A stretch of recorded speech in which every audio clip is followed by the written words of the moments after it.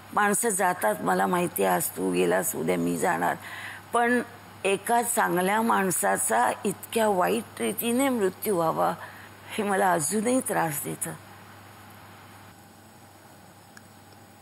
आमच्या पिढीचं असं दुर्भाग्य आहे ना तात्याराव की तुम्ही 66 साली गेलात आणि त्यानंतर आम्ही जन्माला आलो.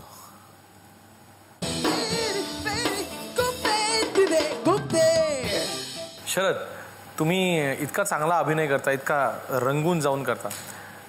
विशेषतः नथुराम ते कॅरेक्टर आहे ते आणि तुम्ही हे एकत्र कधी कधी असं मिसळल्यासारखं वाटत नाही का? कधी संभ्रम होत नाही का?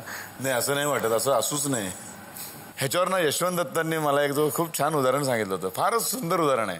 म्हणजे नट म्हणजे तो माणूस आणि त्यांनी केलेली भूमिका ह्यांचं नातं कसं असावं. गजरा असतो की नाही, बायका घालतात. गजरा कशाचा बनवतात तो? दोन गोष्टी असतात, एक फुलं आणि दोरा. ती फुलं दोऱ्याच्या भोवती गुंडाळली जातात आणि गजरा तयार होतो. गजऱ्याला सुरुवातीला फक्त दोरा असतो, शेवटी फक्त दोरा असतो, मध्ये फक्त फुलं असतात. भूमिका म्हणजे फुलं आणि दोरा म्हणजे ती आतली व्यक्ती शरद पोंक्षे. पण दोरा आणि फुलं एकजीव झाली तर त्या दोऱ्यावरचा तो शेवटचा गजरा होईल. जाई काढून टाका, मोगरा लावा, मोगरा काढून टाका, गुलाब लावा. दोरा तसाच आहे, वरची फुलं बदलली जात आहेत, पण फुलांच्या मध्ये जर दोरा दिसला तरी त्याचं सौंदर्य बिघडतं. खूप छान गोष्ट, खूप छान गोष्ट. पण तुम्ही आता म्हणालात तसं बऱ्याच लोकांनी सांगितलं की आम्ही नथुराम गोडसे बघितलेले नाहीत, पण त्याची तुम्ही म्हणजे नथुराम गोडसे असं म्हटलं. नथुराम गोडसेच्या नातेवाईकांनी देखील हे नाटक बघितलं, त्यांची रिॲक्शन काय होती? हेच होते. म्हणजे सिंधुताई आज नाही आहेत त्या, नथुरामची वहिनी, धाकट्या भावाची बायको, त्या पहिल्या प्रयोगाला बसल्या आणि एका क्षणी एका प्रसंगामध्ये पटकन त्या अण्णा म्हणून त्याने हाक मारली शिवाजी मंदिरला. ते घरात त्यांना अण्णा म्हणायचे. मग मला दिसत होतं शिवाजी मंदिरला पहिल्या 4 लाईनीपेक्षा आपण शेकांड करू इतके जवळ असतात. त्या पहिल्या लाईनीत जरी आपण अभिनय करत असलो, म्हणून म्हटलं मी आतला शरद पोंक्षे जागृत असेल तर दिसणार ना त्यांना. माझ्या समोर दिसतंय, मला बसल्यात आणि त्या पटकन अण्णा म्हणल्यावर ते झोपाळ पडते, सांग ते शरद पोंक्षे अण्णा नाही येतो. असं त्यांच्यातला संवाद मी ऍक्टिंग करत असताना ऐकलाय. लालनताई, रथचक्रमधली तुमची भूमिका खूप गाजली, तर त्याबद्दलच्या काय आठवणी? खूप आहेत. एकतर मी बाइंडरमधली चंपा करणं, बेबीमधली बेबी करणं, जंगली कबूतरमधली गुल करणं, धंदेवाईकमधली चंदा करणं, या सगळ्या बॅकग्राऊंडवर जी एक थोडीफार लोकांच्या दृष्टीने इमेज झाली होती, त्याला थोडासा नाही बराचसा ब्रेक सूर्यास्तमधली जनाईने दिला. आणि त्यानंतर शेना पेंडसेंच्या रथचक्र कादंबरीवरची ती करायला मिळावी हिरोईन, हे केवढं मोठं भाग्य आहे माझं. आणि मी स्वतःच घाबरून होते की ती ब्राह्मण हिस्ती, म्हणजे पेंडसे स्वतः असं माझ्यासमोर वाचन झालं, सारंग दिग्दर्शन करणार. मी सोडून सगळ्या हिरोईनची नावं घेतली, ही तिला चालेल का, ती तिला चालेल का, माझं नाव नाही घेतलं. आणि सारंग दिग्दर्शक होता, तो काय तसा माझी बायको वगैरे त्याचं काय नसतं. त्याच्यामुळे मला थोडंसं खटकलं. मी बाहेर आले आणि आम्ही गाडीतून माहीमला जात होतो, ते बादल बिजलीचे ते राहायचे. अरे सारंग, मला एक वाईट वाटलं रे की सगळ्यांची नावं घेतली पण माझं नाव नाही घेतलं त्याने. तो म्हणाला नाही त्यांना ती तू बाकी काय नाही ब्राह्मण वाटणार नाही असं वाटलं. म्हटलं या 1-2 मी नावं घेत नाही, आता यांची नावं घेतली तर अजिबातच ब्राह्मण दिसत नाही, त्यांची कशी नावं घेतली. असं सगळं बोलणं झालं. आम्ही घरी गेलो. 10-15 मिनिटांनी पेंडसेंचा फोन आला. अरे कमलाकर, लालनला तो रोल करायचा असेल तर हरकत नाही, माझं काय झालं ती ब्राह्मण दिसणार नाही म्हणून मला होतं, पण तुम्ही गेलात. आणि कमल म्हणजे त्यांची मिसेस म्हणाली काय हो लालनचं परवाच आरोप नाटक बघितली, सगळी नाटकं बघितले, तितकं छान काम करते आणि तुम्ही तिचं नाव नाही घेतलं, तर तिला करायचं असेल तर करून. ह्या दडपणाखाली आणि ह्या माझ्या बागच्या सगळ्या बॅकग्राऊंड खाली रथचक्रमधली ती करणं माझं काय आव्हान होतं मी सांगते. पहिल्या शोला माझा आवाज बसला होता घाबरून. आणि नाट्यसंमेलनात तो शो केला होता, मुंबईला जे नाट्यसंमेलन झालं, आणि ह्याच्या पॅसेजमध्ये सुद्धा लोक उभी होते आणि मी इतकी घाबरले होते. पण त्या भूमिकेने जो मला आनंद दिलाय ना तो अजोड आहे, त्याला जोड नाही. आणि मगाशी ह्याने जी एक स्टेटमेंट केली की सगळेच करतात, जी मी कलाकार म्हणून मान्य करते की आपण असतो आणि ती भूमिका वठवत असतो, पण काही वेळेला अशी एखादी भूमिका येते जी तुमच्या पर्सनल आयुष्याशी खूप साधर्म्य असतं आणि मग ती तुम्हाला टच करते. तसं रथचक्रमधल्या तीच्या बाबतीत झालं. मी रंगमंचावर काम करत असताना दिवसाला 3 तास 20 मिनिटाचं नाटक, 3 प्रयोग. एकदा तर मला आठवतं दुपार सकाळ दुपार रात्र सकाळ दुपार असे 5 प्रयोग केले, 3 तास 20 मिनिटाचं नाटक. आणि ते करत असताना मला माझी आई खूप दिसायची. माझ्या आईने आम्हा 7 भावंडांसाठी जे केलंय आणि काही परिस्थितीत तिला कसं मागून आणावं लागायचं हे मी माझ्या डोळ्याने बघितले. त्यामुळे मी वयाच्या 16 वर्षी नोकरीला बाहेर पडले. तर ती मला आठवायची. म्हणजे जेव्हा ते एका प्रसंगात काकांना गावावरनं काका तालुक्यात येतात तर ती म्हणते काका 6 महिने झाली घरातून धान्य आलं नाही, मुलांना आठेळ्याची खीर करून, आठेळे म्हणजे ते बनसाच्या आतल्या, त्याची खीर करून घालते. तर मला पटकन आठवण यायची आईची आणि माझ्या डोळ्यात पाणी यायचं. दुसरा त्याच्यात ती 2 मुलं दाखवली, ती गुंड्या पुंड्या आणि आमचा पुंड्या घरातला राकेश सारंग. एकाच वयाचं सगळं होतं. आणि मला सारखं वाटायचं की माझ्या मुलाकडे दुर्लक्ष होतं या सगळ्या ह्याच्यामुळे. मुद्दाम करत नाही आपण दुर्लक्ष, आई आहे मी. आणि त्या मुलांच्या बाबतीत तेच ती धडपडत असते की तो शिकावा, मोठा व्हावा, त्यांनी चांगलं नाव कमवावं. दुसरा तर नुसताच शेणगोटा उचलत असतो, त्याला सुद्धा ती उपदेश करते. आणि ती पोरं शेवटी तिला हे करून निघून जातात. एक लग्न करतो, दुसरा पळून जातो, जो हुशार असतो तो. ते सगळं. आणि त्याच्यात एक असा सीन होता की तिला कळतं की मुलगा विडी ओढतोय. तर ती त्याला सांगताना अशी हे करून सांगते, विडी ओढ रे, पण एक 4 आणे देते अशी, काय अथेली काय असेल एक गाणं त्याच्या हातावर ठेवते आणि ती म्हणते विडी ओढ पण जरा कमी ओढ रे. ही जी अगतिकता आईची आहे ना, मला माझा राकेश दिसायचा. त्याचा अर्थ तो विडी ओढत होता किंवा सिगरेट ओढत होता असा नाहीये, पण त्याच वयातला होता. आपलं दुर्लक्ष झालं. हा काय करत असेल, हा नीट होईल ना, हा मोठा होऊन चांगला होईल ना, याचं शिक्षण, असं काय काय विचारायचे मला. ते एकदा बाजूला आई आणि एका बाजूला राकेश सारंग हे इतके यायचे की बडोद्याच्या शोला मी हिस्टरिक झाले. बडोद्याच्या शोला सेकंड ॲक्टच्या एंडला तो पळून जातो, तिचा हुशार मुलगा, आणि ती आक्रोश करते, काका मुलाने जीव तर दिला नाही ना, आणि पडदा पडतो. तिथे मी रडत होते मोठ्या मोठ्याने. दादू मी आहे डॉक्टरने तिथे बडोद्याला होती, त्यांना आले. अर्धा पाऊण तास 3रा अंक थांबवावा लागला. मला सोडवा, मला हे सगळं सहन होत नाही असं काहीतरी बोलत होते मी, आणि मोठ्या मोठ्याने रडत होते. हे झालं आणि हे होतं. किती आपण म्हणू, बाकीच्या नाटकात झालं नाही, स्विच ऑन स्विच ऑफ चालतं, पण असे काही हे असतात की ते तुम्हाला आतून त्रास देतात. त्या आठवणी येत राहतात सगळ्यांनी, तुम्हाला त्रास देतात. ते झालं रथचक्रच्या बाबतीत. सखारामच्या वेळेला यांची कमलाकरजींची नोकरी त्यांना सोडायला लागली होती. तर त्यावेळेला काय वाटलं होतं, एक बायको म्हणून काय वाटलं होतं? मी खरं सांगू, आम्ही दोघांनी खूप चांगलं झेललं, खूप चांगलं झेललं. त्रास होतोच, पण झेललं खूप चांगलं. त्याला कारण तो नोकरी गेली म्हणजे त्याला नोकरी सोड म्हणून सांगितलं. कारण 6 महिने नोकरीच करत नव्हता, तो ऑफिसलाच जात नव्हता, त्याला पगारच मिळत नव्हता त्या काळात शेवटी. आणि पेपरात, सगळ्या पेपरमध्ये त्याचे बॉस वगैरे ख्रिश्चन होते, पण इंग्लिश सगळ्याच पेपरमध्ये रोज यायचं कमलाकर सारंगचं नाव. त्यामुळे हा काय उद्योग करतो त्यांना कळलं. ते म्हणाला नोकरी सोडा, नाही तर तुम्हाला आम्ही ट्रान्सफर करतो. मला म्हणाला लालन काय करू, मला तिकडे गेलं तर हे नाही करता येत, नाटकं वगैरे करता येणार नाही, मी नोकरी सोडू का? सोड म्हटलं मी त्याला नोकरी सोड म्हटलं. हे 2दा झालेली घटना आहे आयुष्यातली की राकेशच्या वेळेला मी गरोदर होते 9 महिन्याची आणि त्यांनी बर्माशेलची नोकरी सोडली. मला म्हणाला असं असं आहे, ते काढतात ना माणसं, काय म्हणतात त्याला, मध्येच ते कमी करतात. तिथे त्याला काहीतरी थोडे पैसे मिळणार होते, थोडे म्हणजे किती, आताच्या काळात त्याला काहीच दगड नाही. तो म्हणा मी नोकरी सोडू का? म्हटलं तुला दुसरी मिळेल? हो मिळेल, मग सोड. आणि त्या काळामध्ये ती नोकरी त्यांनी सोडली, मी त्याला सोड म्हटलं. बायंडर नंतर ही सोडली, ट्रान्सफर घेत नाही, मी सोडली तर चालेल का? हो म्हटलं. आणि पुढे हे सगळं अभिषेक कला रंगसंस्था, ही नाटकं सगळं झालं. तर मी विश्वास टाकला आणि तो सार्थही झाला. वळणच आयुष्याला वेगळं लागलं, पण त्या क्षणी दुःख झालं.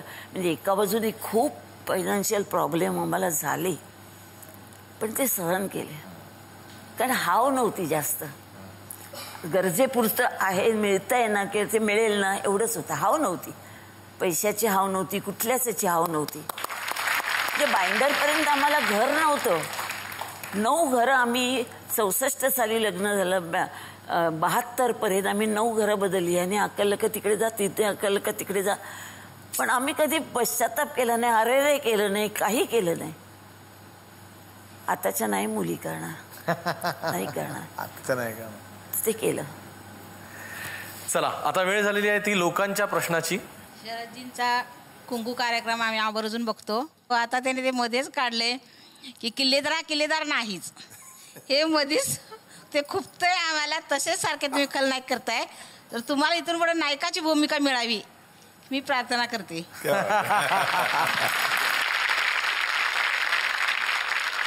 कारण ते सगळ्यात गाजलेली भूमिका किंवा तुम्ही ओळखल्या गेलात सखाराम बाइंडर, त्यातली चंपा आणि सीन स्टेजवर साडी बदलण्याचा. उत्सुकता म्हणून ही ओरिजिनल आयडिया कोणाची? तेंडुलकरांची. त्यांचं धन्यवाद. लक्षच आहे की ती स्टेजवर साडी बदलते आणि तो सखाराम तिला साडी बदलताना बघून तो संबंध हे होतो. म्हणजे आतापर्यंत तत्वज्ञ सांगणारा तुला जमेल तर राहा, मला जमलं तर मी ठेवतो, नाही तर चालायला अशा 7 बायका आणणारा 8व्या बाईला बघून त्याच्या सगळी जीवनाची फिलॉसॉफीच बदलते, अशी त्या भूमिकेचं होतं. रास होतो त्याच्या फिलॉसॉफीचा. त्यासाठी ते आवश्यक होतं. ते कसं करायचं हे होतं. आणि कुठे साडी बदलली म्हणजे कणभर अंग दाखवलं नाही, सगळ्यांनी इमॅजिनेशनमध्ये सगळं बघितलं. होतं काय की इमॅजिनेशन, साडी बदलली म्हणजे काय काय काय झालं असेल असं इमॅजिनेशन झालं. ॲक्च्युली नदीवर पूर्वीच्या काळी किंवा अजूनही बायका साडी बदलतात, अंगावर दुसरी साडी एक असताना सोडून दिसतात. त्या पद्धतीत ट्रेन स्वतःला केलं होतं आणि बदलत होते. कणभर अंग दिसत नव्हतं, सगळ्यांच्या मनाच्या कल्पनेतून निघालं आणि मग एक दुसऱ्याला दुसरा तिसऱ्याला सांगत गेला आणि त्याचं मोठं प्रकरण झालं. ते तसं काही नव्हतं. आणि आता ह्या सेगमेंटमध्ये आमच्याकडे असतो हा एक जादूचा फोन. या फोनची गंमत तुम्हाला माहिती आहे का काय, की हा फोन कोणालाही लागतो. आपण शरदजींपासून सुरुवात करूया. शरद. हॅलो. हां नमस्कार, मी शरद पुंक्षे बोलतोय. तात्याराव आहेत? जरा द्या ना त्यांना. हां नमस्कार, तात्याराव शरद पुंक्षे. जरा बोलायचं तुमच्याशी. आमच्या पिढीचं असं दुर्भाग्य आहे ना तात्याराव, की तुम्ही 66 साली गेलात आणि त्यानंतर आम्ही जन्माला आलो. आज आमच्या भारतातली 120 करोडची जनता फार हतबल झाली हो. आम्हाला तात्याराव एका अशा सशक्त प्रखर देशभक्त राजकीय नेत्याची गरज आहे. नाही, मी फोन अशासाठी केला होता की प्लीज तुम्ही पुन्हा जन्माला या ना, प्लीज. काय झालंय आमच्या समाजामध्ये ना, त्याग, निस्वार्थी हे सगळे शब्द आमच्या डिक्शनरीतनं आम्ही काढून फेकून दिले. तो देशासाठी त्याग करणं काय असतं एकदा परत तुम्ही जन्माला या आणि शिकवा ना आमच्या लोकांना. 83 वर्ष फक्त भारत मातेवर प्रेम केलं, दुसरं काहीच केलं नाही. तो तुम्ही काहीच मिळालं नाही त्याच्या बदल्यात तुम्हाला.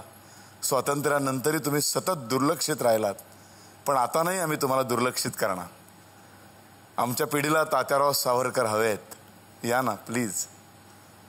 हे सगळे फार विकायला निघाले तो या भारत देशाला. एखाद्या दिवशी सकाळी ना आम्ही टीव्ही ऑन केला तर ब्रेकिंग न्यूज आली ना या देशात, तर काही आम्हाला अवघं वाटणार नाही. आमचा देश आज विकला गेलाय. इतकी भीषण परिस्थिती निर्माण झाली. नाही, मी तुम्हाला 120 करोड भारतीयांच्या वतीनं हे वचन देतो की तुम्ही परत जन्माला आलात तर तुम्हाला प्रायोपवेशन करून तुम्हाला आयुष्य संपवण्याचा वेळ तुमच्यावर कधीच येणार नाही. प्रखर राष्ट्रवाद, प्रखर देशभक्ती, भारत मातेवर निस्सीम प्रेम करणं आणि तिच्यासाठी आयुष्य वेचणं आणि होम करणं म्हणजे काय हे आम्ही सगळं विसरलोय. या ना तात्याराव, माझे हात जोडून तुम्हाला विनंती आहे, माझ्या भारत मातेला वाचवा आणि परत या.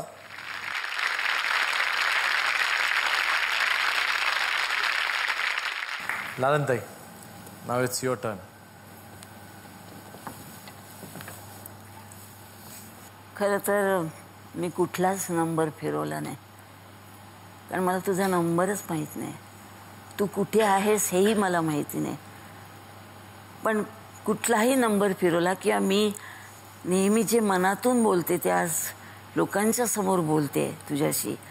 त्यामुळे तू कुठे असलास तरी हे सगळं ऐकणार आहेस, कारण तू माझ्या मनातलं हे नेहमीच ऐकत असतो. कारण तू जाऊन 13 वर्ष होत आली, पण अजूनही कधी नव्हे म्हणजे मी असं तुला झोपलेतले काही क्षण सोडले तर मी तुला विसरू शकत नाही. इतकं तुझं आणि माझं आयुष्य एकमेकांशी जुळलेलं होतं. सारंग, तुझ्याबद्दलच्या किती आठवणी मी बोलू असं मला होतं. अरे असं लवकर सोडून नको जायला हवं होतं रे. माणसं जातात, मला माहिती आहे, आज तू गेलास उद्या मी जाणार, पण एका चांगल्या माणसाचा इतक्या वाईट रीतीने मृत्यू व्हावा हे मला अजूनही त्रास देतं. इतका साधा, सरळ, अभिमानी, ताठ मानेचा, लोकांसाठी लोकांना मदत करणारा असा तुझी अशी अवस्था व्हावी आणि तू जावंस. खरं सांगू, तुझ्यामुळे मी मोठी झाले. त्यामुळे मी कुठे गेले, बोलायला लागले माझ्या करिअरबद्दल, माझ्या लिखाणाबद्दल, माझ्या कुठल्याही गोष्टीबद्दल, तर तुझं नाव पहिलं येतं. कारण तुझ्या सहवासात राहून मला हे सगळं मिळालं. नाही तर मी कोण होते. तुझ्या आठवणी काढायच्या म्हटलं ना की सखाराम बाइंडरच्या वेळेला तू जे कष्ट भोगलेस ना एका नाटकासाठी, ते कोणी विसरत नाही. मी तर कसं विसरणार, कारण मी तुला साथ दिली होती तेव्हा. आणि त्यावेळेला तेंडुलकर तुझ्या पहिल्या स्मृतिदिनाला म्हणाले सुद्धा की मी का नाटक लिहिलं. मी नाटक लिहिलं असतं सारंग अजून जिवंत राहिला असता. हे ते बोलत होते आणि मी स्टेजवर हे ऐकून मला जे काय झालं ते मी तुला आता नाही सांगू शकत. आता माझ्याबरोबर सरस पोंक्षे इथे बसलेला आहे ना, तर मला तुझ्या आठवणी सांगताना आम्ही त्याला एक गोष्ट सांगत होती की तू, जुलैची गोष्ट होती, तू सप्टेंबरमध्ये गेलास आणि त्याच वेळेला नथुराम गोडसेवर बंदी आली होती. त्यावेळेला तुला बोलता येत नव्हतं, तुला लिहिताही जवळजवळ येत नव्हतं. केवळ पार्किन्सनमुळे हे सगळे अवयव तुझे निकामी होत गेलेले होते. त्यावेळेला तू ते वाचलंस, कारण वाचता येत होतं, चष्मा लावून वाचलं. आणि तुझ्या उशाशी बेल होती. मी किचनमध्ये होते स्वयंपाक खोलीत, तू मला बेल वाजून बोलवलंस. मी म्हटलं काय आहे, तर तू मला ॲक्शन करून सांगितलं, मला कागद पेन दे, मला नथुराम गोडसेवर जे हे झालेलं आहे ते मला लिहायचं आहे. तेव्हा मला तुझी या सगळ्यामधली तळमळ आणखी अर्थात मला माहीत होतं ते तू करू शकणार नाही, तुझ्या मनातलं तू मला सांगू शकणार नाही आणि ते मी कागदावर उतरवू शकणार नाही, पण ती तुझी तळमळ तुझ्या त्याही परिस्थितीत मला दिसली. आणि तू ज्या पद्धतीने लढलास ना तुझ्या रोगाशी, मला कणभर सुद्धा मला त्रास दिलेला आठवत नाही. तर काही काही पुरुष आपली बायको हक्काची म्हणून तिला वाटेल तसं त्रास घ्यायला लावतात. तू नाही दिलंस. किती स्वाभिमानाने जगलास रे तू.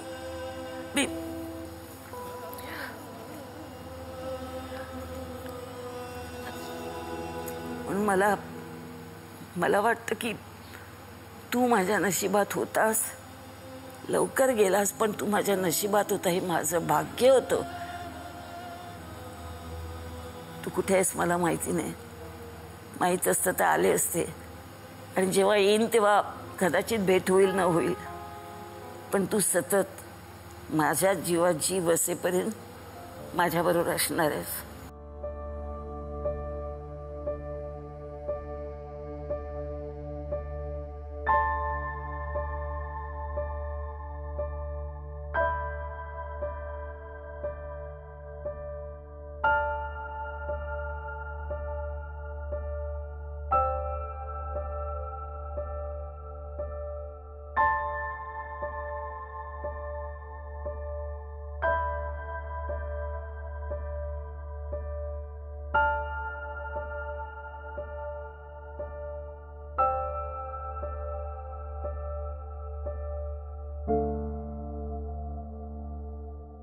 आणि आता तुम्हाला थोडं तुमच्या चेहऱ्यावर स्माईल आणण्यासाठी आमचा एक छान राऊंड असतो, आणि तो म्हणजे रॅपिड फायर.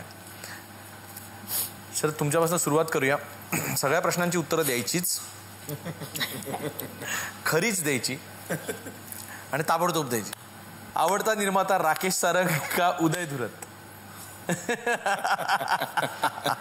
उदय धुरत. नथुरामच्या पात्राला योग्य न्याय कुठल्या दिग्दर्शकाने दिला? विनय आपटे का कमल हसन? विनय आपटे. आयुष्यावर प्रभाव असलेली व्यक्ती महात्मा गांधी का नथुराम गोडसे? नथुराम गोडसे. आवडती मालिका वादळवाट का कुंकू? वादळवाट. आवडती व्यक्तिरेखा देवराम की परशुराम?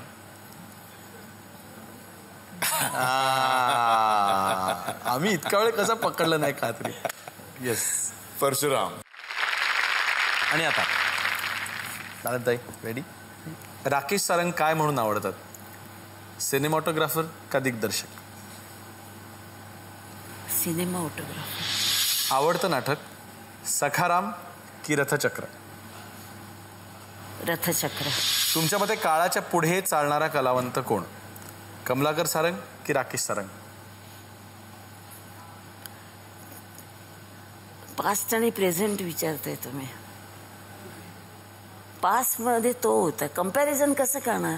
पास्ट मध्ये होता, सायमल्टेनियसलं असतं तर मी सांगितलं असतं कोण आहे ते, पण तो होऊन गेलाय आणि हा आत्ता आहे, तर तसं कम्पॅरिझन होऊच शकत नाही ना.